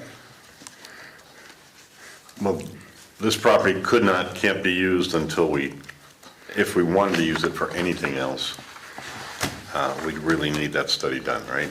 Right. If we don't want to do anything else with this property, then it's not necessary, right? No. Yep, and My if we're not, understanding was that that was done prior to this building being built, that the piece of land was surveyed, it was very carefully decided where this building could go. This was a very small cutout of this piece of land, wetland. We've kind of done that. I feel like this is a little redundant because we were told when this was being planned, and I know this because, when John Williams was doing it and looking to do it, there was a lot of discussion about it. The reason it is where it is because the rest of it was deemed non-developed, non-able to be. Couldn't be built on. Right. My understanding from recent conversations with Jeff is that the wetlands are in fact behind the building, but the area here was deemed not developable because of the wildflowers. That's not true. I can only tell you what I've been told, and the issue was that we mow it anyhow. So if we weren't supposed to do anything with it, it wouldn't be mowed. So that's the reason that, Are we supposed to be mowing it? what? no, No, we're not supposed to be mowing it, but it gets mowed. So two wrongs make a right? Well, I know, I'm not saying that two wrongs make a right or whatever, but what I'm saying is that the information that Jeff got was that it's a wildflower area that's not supposed to be touched. I just think it's not money well spent. I think we've been down this road. I think what you're anticipating is that, you want to potentially put a pavilion there. I think that was in the survey as the bottom of the barrel of what the people of this town wanted. I think, I just think it's not money well spent. In the economy that we're in right now, I don't think that that money should be spent to do that kind of survey where the people are not going to support that. It's like throwing it out the window. Believe me, we can find another use for, what is it, $2,000, $1,500? $1,500. We can find another use for $1,500. I'm sure we can, I'm sure we can, and this list was put together of recommendations, that were made by the committee, and it went through the first cut, and that's why it comes to the select board, and nobody's asking to spend it other than, a decision for the select board whether or not they want to, entertain that conversation. Well, I hope the select board as a group is listening to their constituents, because this has been a sticking point from the get-go about this project, okay? That the people of this town are not behind it. So I hope you're listening. I know ultimately you're gonna vote on it, whether or not you want to do it, but I hope that you're hearing what's being said. And I think Bruce's comment about the bulletin boards, again, we have talked about that. Casella is a private company. If they want a bulletin board at Casella, they can fund it. We do not need to fund it. The bulletin board is not for Casella. Exactly, but it's on Casella property. Correct. It does not need to be put there with money from our town.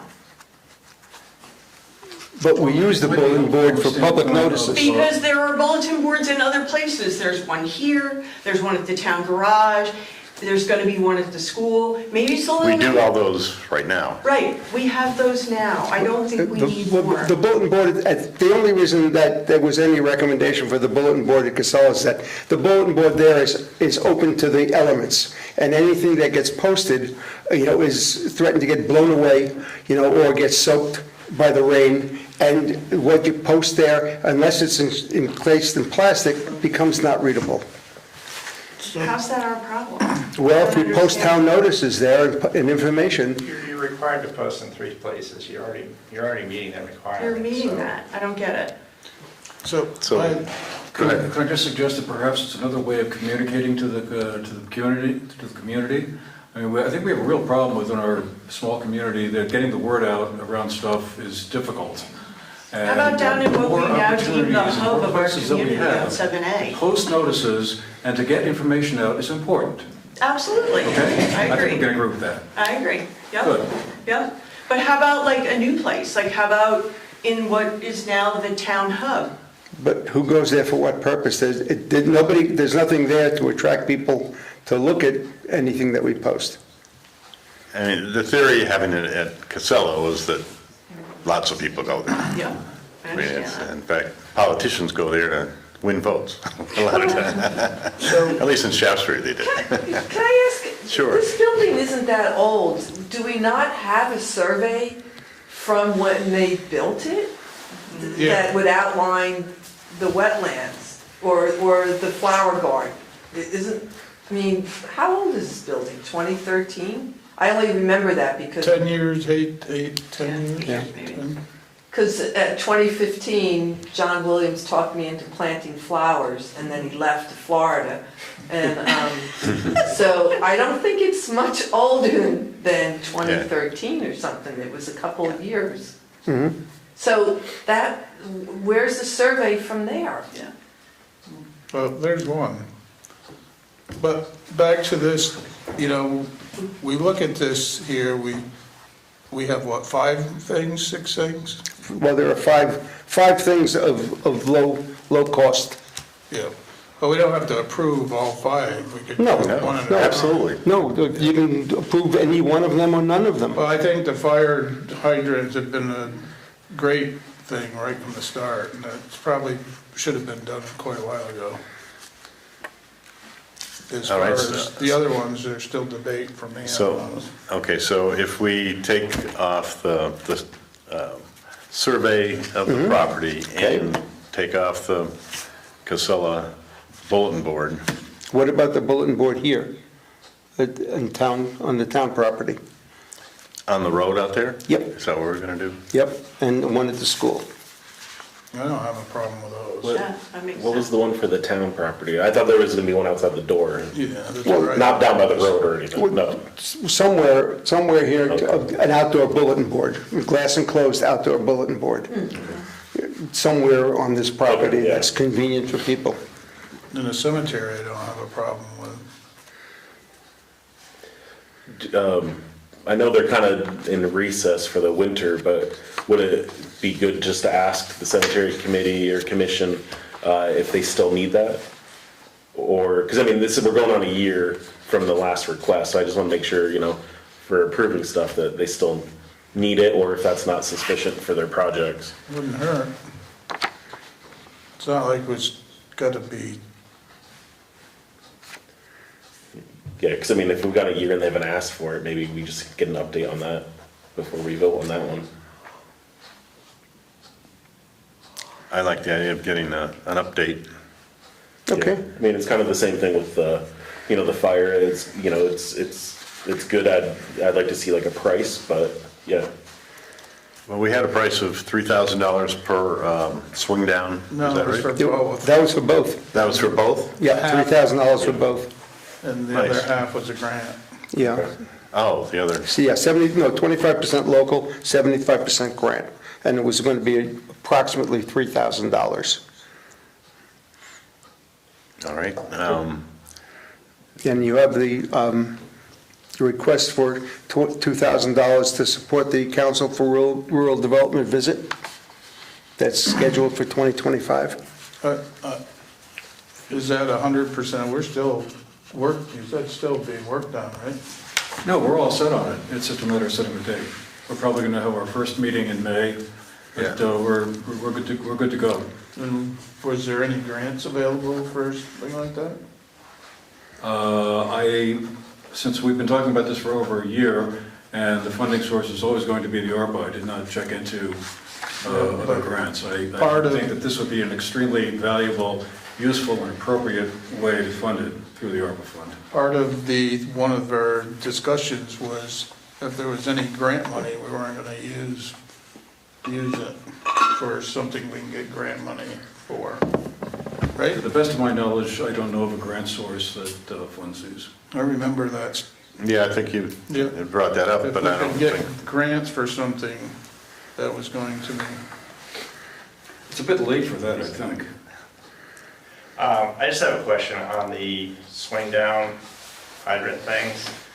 Would it not make more sense to sit down with people that are going to give us a quote, do the grant, to make sure that's actually enough money before we just arbitrarily just go with the number they gave us a year ago? actually, it might have been 2 years ago. I mean, I think approving. it's great they asked for it, but Mhm. if it's not enough, or if it's too much, or does the town kick in more if we need to?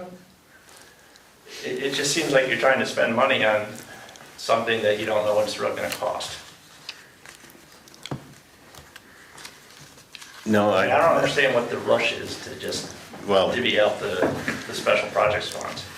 it's been like 2 years in the process, and that's, I feel But I mean, we're stagnant. they were here tonight, I mean, No.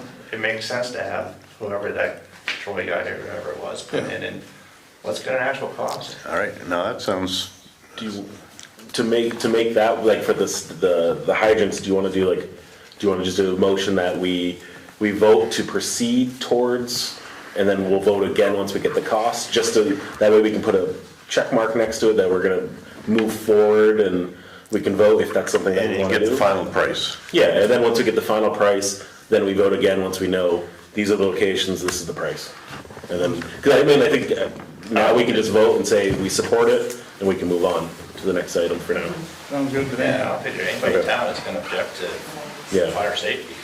So, can I make a motion? Yes. I make a motion that we vote on whether to move forward with acquiring the locations and price of the, what are they called? Firefighter standpipes. Or Dry hydrants. Dry hydrants. Drop down dry hydrants. There, swings, yeah. and then we can vote, and then, See, I was in education. All right, so we have a, 1 second. all right, any other discussion? Well, yeah, the state will still have to, Bridges will have to approve of it, so Yeah, there's no. plenty of things that need to be done. Sure, so we are pursuing this is a vote to pursue this and to get a fixed price, so we know how much we're gonna be spending, and then we'll Yes. approve it at that point. Yeah. So that's what's on the table. Any other discussion? Okay, all in favor? I'll Say second. Did anybody second that? yes. Bruce Bruce did, did. yeah. Okay. So all in favor, say aye, please. Aye. Opposed? Great, so we'll pursue that. Okay. I wonder if I could make a motion Yes? to advance the $2,000 for the community visit? Or are we going to include that with another package of No. other? I'll second that, because we've discussed it, and let's move forward with it. That's my thought on the community visit. I'll second that one. All right. Any discussion on funding our community visit? I just have the one question about spending money that we could get a grant for was definitely part of our conversation in the past with the money. Am I wrong? I don't know if we've ever discussed it in terms of the community visit, in terms of grants, to be honest. I know we've discussed it with like the firefighting equipment, but I just, for the community visit, we've discussed it a lot, and I don't personally remember the grant discussion for that one. I think overall, the subject of all the projects, I think we've talked about grants and stuff, but in terms of the community visit, I don't think we've ever requested to look into grants for that one. I don't even know if a grant would exist for that. I Okay, don't know. well, I was just wondering if there was, because I know the Energy Committee got one for, and they had a thing up to the library, right? Didn't you have a gathering up to the library for the Yep. Energy Committee? And that was yeah, funded by Murph grant. That was MRF funding, yeah. I think, $2,000, I realize is $2,000. I guess my feeling is that certainly falls into the small category. We have $250,000 we're looking at here. Well, we work hard on a budget and we, push to keep it low and I was, But this is something that, well, it's not, it should be used and for good use. And if This is there's, a good use. to me, I agree that it's a very good use. We don't have a community here, and it's a way to bring our town people together, and it's for everybody. It's not just for your road or your road, it's for the whole town to come together. They're all invited. If we got 1,000 people, that would be great, but, probably won't get 1,000, but it's open to everybody, and it's a way to, it's one way to bring the community together, and Not too many people. and there'll be invitations going out, so it's not gonna be hidden, it's not gonna be just, hey, we talked about it here and no one else showed up. There'll be, we're gonna advertise it, and it's for the whole town, and I think it's really important, personally. I mean, ultimately, we approved the town visit in 2025, and so we are really obligated to fund that visit. right, and I didn't say that there was nothing wrong with it. I was just saying that we also agreed on looking into spending the money wisely, and if there was grants, we were gonna look into getting grant money for it. Well, That's what I was, Well, why don't we consider So, spending the that's fine. $2,000? We're not going to spend it until May. this summer, right? And if we can find a grant, to fund part of that, then we end up not having to spend all of the $2,000. Maybe we'll get a $500 grant between now and May, and at least we have money that we can move forward and do what we need to do, to meet our obligation that we voted on to do. I'll be happy to explore that subject with and something the else, BCRD. I remember we're not going to get into something that was going to have a yearly or monthly cost with the money. Yeah. So those were things that we agreed upon. Yeah, none of these are ongoing costs. They're all one-time expenses. I don't have any problem with the community visit, I'm just stating what we were agreeing upon prior. If we can't get grant for it, it's fine. All right, so we have a proposal that we fund it with $2,000 with the stipulation that if we can find grant money before we have to spend this money in the spring or early summer, that we will sponsor this with our special projects fund. Okay. And I think we have to continue to call them special projects funds because ARPA funds are gone. Right. So I- So we have it, so you had a second? I seconded it. So, Yeah.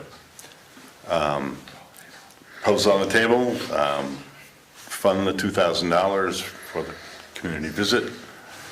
We will look for a grant in the meantime, but if we don't find a grant, that we will use our special projects fund. So, all in favor, please say aye. Aye. Opposed? Okay, great. What do you want to do about 1, 2, or 2 bulletin boards? 2,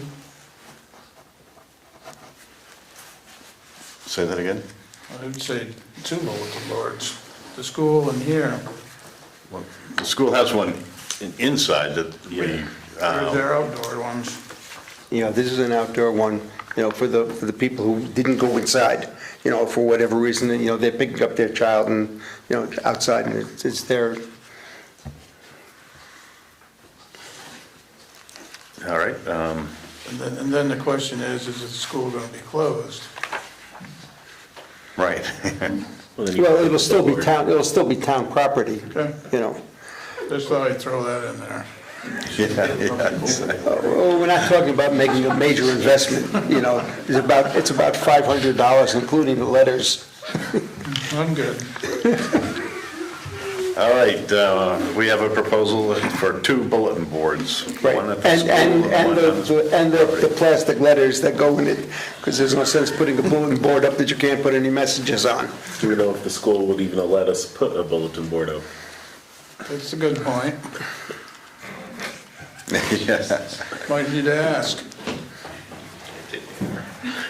I bet you could sweet talk them into it. Yeah. I think the original, when the proposal was originally made, This is government. the information was that the school would favor it. I'm sure, Yeah. Yeah. because they don't want people walking into the building, you Right. know, it's not. I mean, if we're posting public notices, it has to be available to the public, you know, and the school is locked for part of the day and the weekends and whatever. So it does make a good deal of sense. Okay, so we have a proposal on the table for 2 outdoor bulletin boards.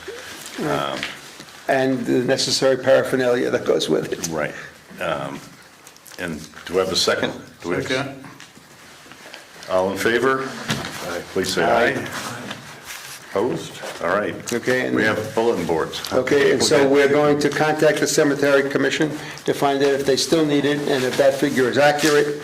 And we are going to wait to contact the fire department to find out what is an updated price swing down. for the share for the swing downs. Great.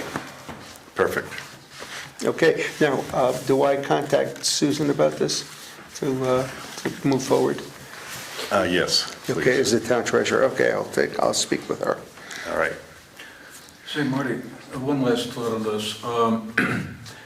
We've been talking about ARPA, or special projects money, now for a couple of years. And I know it needs to be obligated under the original rules by 2026, I believe. No, Now, not anymore. we can have it forever. There is no time restriction. There was no time restriction. Right. I guess I find myself a bit concerned that the new administration in Washington may well have an interest in clawing back unspent ARPA funds. Ours are spent. Ours is I spent. think that's a concern I just want to throw out Yeah, there. no, ours is spent, And, I wonder if maybe we should be thinking in terms of, how quickly can we move to make a final decision on the rest of that money? I mean, we've had a number of good ideas, we've had seveel meetings, ideas have come up, I don't know how much all those ideas total, but it just seems to me that at some point, I mean, what are we waiting for here? I think we I need mean, to, with inflation, the value of that money, decreases each year. Might it not make sense at some point fairly soon to kind of come to some decisions on the big projects? I think we ought to $100,000 deal, stuff? I think we ought to deal with these ones that we're dealing Right, with. I agree with that completely, Bruce. But I'm also just suggesting that maybe after 2 years of talking about different ideas, why not spend it? Well, spending it wisely is one thing, spending it not is another.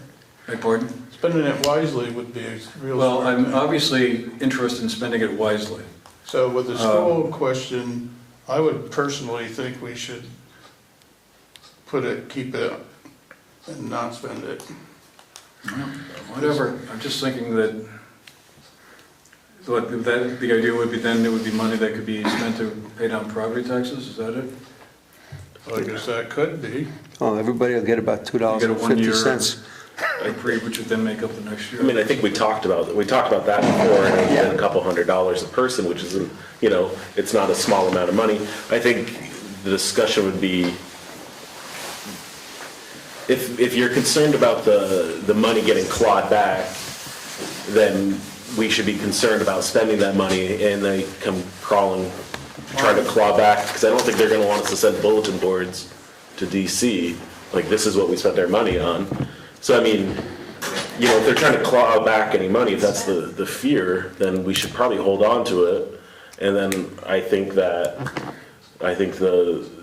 looming factor, which we've discussed before, is the school in whatever the outcome of that is, and the significant burden on the town we could have with that school, if depending what they decide to do with it. And I think a town our size, the special projects money is almost 50% of our general fund size. I mean, it would be silly to spend that money and then come back to the town and say, we need a lot of money to maintain that building or to coordinate a redevelopment, and you have to raise taxes or bonds or whatever. That's my fear with the school, is the burden to the taxpayer of what are we gonna do with this building and not having this money to help. Well, that's a valid point, and, I think it makes sense. I just think, when we find out, it just seems like it's been sitting around there for a long time, and there's been several good ideas and several public meetings, and I just kind of at the point feeling like, why are we kicking the can down the road? Yeah. Well, I'm not concerned that the feds are going to take the money back, because it's no longer their money. Right. That money is now local money, that they can't ask for it We had back a long because conversation about that, but- it's been spent. Right. As far In as, their minds, it's been spent. It's been We spent. just rolled it into a different correct, fund. right. So in their minds, we've spent it. They Right. we don't have outstanding money I of hope you're theirs. correct. But the state, VLCT suggested this transfer to special projects. Right. Exactly. Well, what they The suggested. state could unsuggest that. What they suggested was to roll it in for salaries and all, which is what we did. And then the town then decided, hey, if there's a surplus, we're going to then float it into a special project. Right. So you've got multiple layers where you've isolated yourself from Yeah. the feds, the state, and Yeah. police. So Yeah. if they come back to, we're all going to be screwed if they come out. Yeah. If they come after Sunderland, I mean, yes, yeah. a lot of people. I mean, it's pretty far down the chain to come after money in Sunderland. But it is a very substantial amount of money, and there are gonna be some big ticket items coming down the road, whether it's town garage or it's a school, just to spend it, it's not responsible. I mean, I'm not suggesting we spend it foolishly. I mean, Yeah. all the ideas that have come up sound like they're all good ideas. Problem's gonna be sorting between the good ideas to Yeah. be able to pay for them. Yeah, my Or we biggest wait, concern or is, it's gonna be to pay for all of them. yeah, my biggest concern is going to be, what are we doing to protect our investment in heavy equipment? I mean, to me, that's a big deal. I mean, if we have to leave our heavy equipment outside, we're going to significantly decrease the lifespan of that equipment, and, so at some point, we need to think about what are we going to do, and that's going to be a big chunk of money. Okay. That'll probably take close to half of what we have. Well, we're kicking that can down the road tonight. Yes, At we're least taking the can down, but at some point, I mean, we have to think about, are we going to spend money to some sort of improvement for the town garage or a different garage or whatever? In my opinion, it's been right from the start to benefit most or all the town's people, not just a certain number, whatever the project is. Yep, Be a wonderful discussion at town meeting. yeah, there we go. We'll bring that up. You can do that one, Bruce. Anyway, we're running kind of late here, so excess weight permit, I need a motion for Bruce to sign these. Do I have a motion? So moved. Do I have a second? All right, all in favor of Bruce signing this excess weight permit, say aye. Aye. All right, thank you, and we have we have a proposal to fund the tax map maintenance proposal for the town of Sunderland. It's $3,300, and we've been discussing a $2,000 thing for 2.5 hours, so I don't know if this will breeze right through. It's the scope of this is we have a tax map, and it's updated every so often, and this will be recorded in April of '23, and this will be good through 2020, April,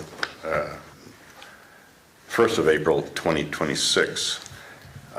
Anyway, it's maintaining the tax map. So we need a proposal that all of us need to sign. This is for Sunderland, this tax map. Is this needed for the appraisal? This is a requirement of the state. And there's the town, So this is a state mandate? it's a state mandate, yes. We don't have much option. So, do I have a proposal that we sign this? Yes, I will move that we sign the tax map update contract. Great. And do I have a second? Second. All right, all in favor, say aye, please. Aye. All right.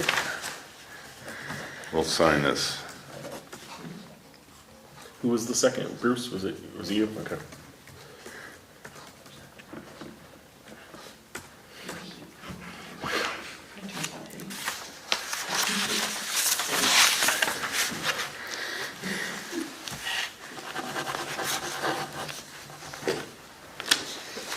Don't have to bring that up. Warrants have been signed. We did have Kelly Stan Winter Road access on our agenda, but Bruce, if you'd like to comment on that. I think it's been put to rest. And you talked to the gentleman, Yeah. so we can take that off our agenda. So we do have a VLCT flyer here for Build a Better Project, team building. That seminar is February 11th, 1 to 2 p.m., if anybody's interested. It's from here.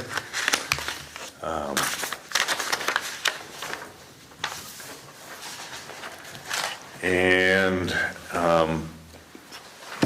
no executive session needed today. Next business meeting will be February 10th, 7 p.m. here. Motion to adjourn? Motion to adjourn. Do I have a second? All in favor? Aye. Aye. Thank you very much. Thank you, guys. You're all very patient.